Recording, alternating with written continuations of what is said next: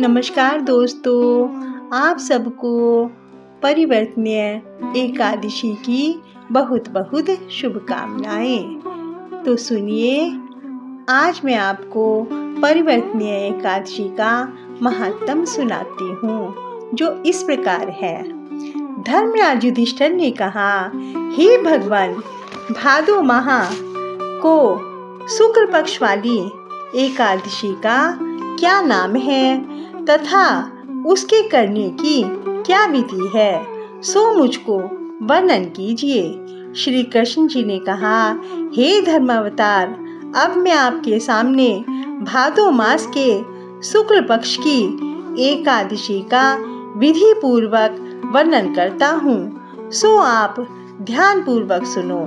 इस एकादशी को परिवर्तिनी अथवा वामन एकादशी भी कहते हैं।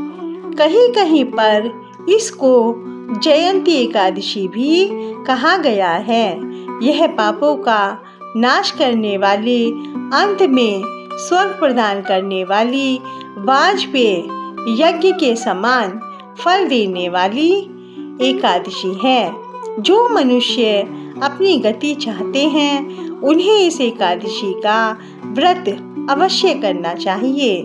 जो मनुष्य जयंती एकादशी के दिन वामन भगवान की पूजा करते हैं, वे तीनों देवता अर्थात ब्रह्मा, विष्णु, महेश की पूजा का फल प्राप्त करते हैं। इस एकादशी के दिन शयन करने हेतु श्री विष्णु भगवान ने करवट बदली है, इसीलिए इसे परिवर्तिनी एकादशी भी कहते हैं।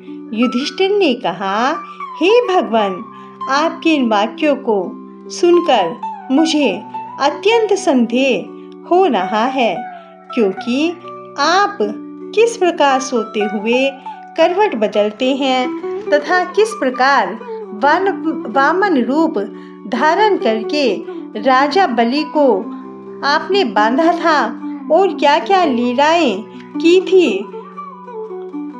चतुर्मास व्रत की कथा क्या है तथा आपके शयन करने के पश्चात मनुष्य का क्या कर्तव्य है, यह सब विस्तार पूर्वक कहिए। श्री कृष्ण जी ने कहा, हे युधिष्ठिर, अब मैं तुमसे पापों का नाश करने वाली कथा का वर्णन करता हूँ।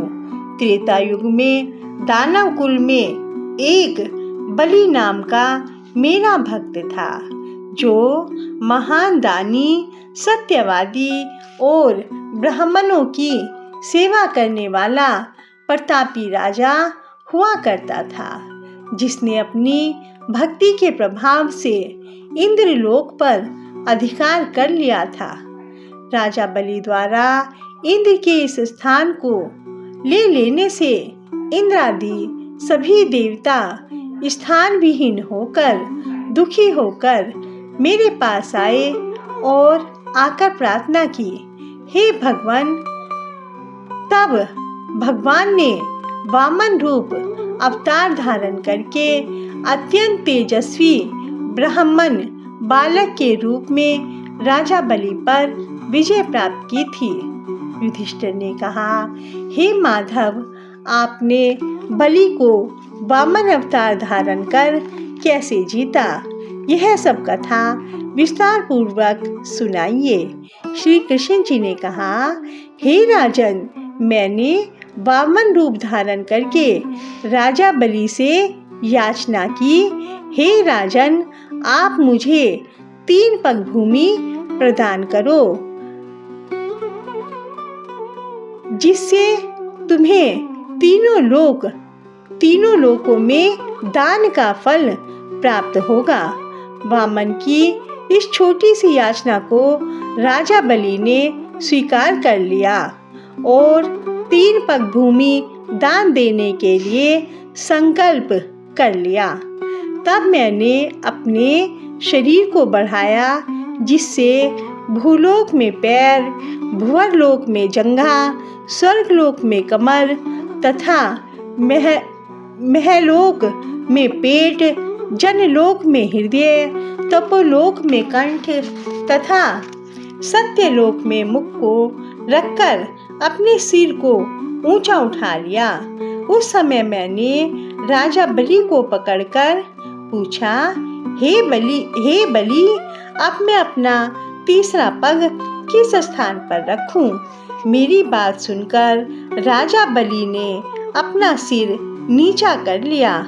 तब मैंने अपना तीसरा पग उसके सिर पर रख दिया, जिसके कारण वह दानव पाताल लोक में चला गया।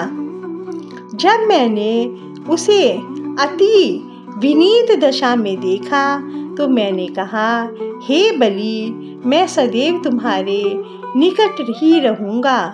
भादों के शुक्ल पक्ष की परिवर्तनी नामक एकादशी के दिन मेरी एक प्रतिमा क्षीर सागर पर शेषनाग सैया पर शयन करती रहती है तथा दूसरी राजा बलि के पास रहती है।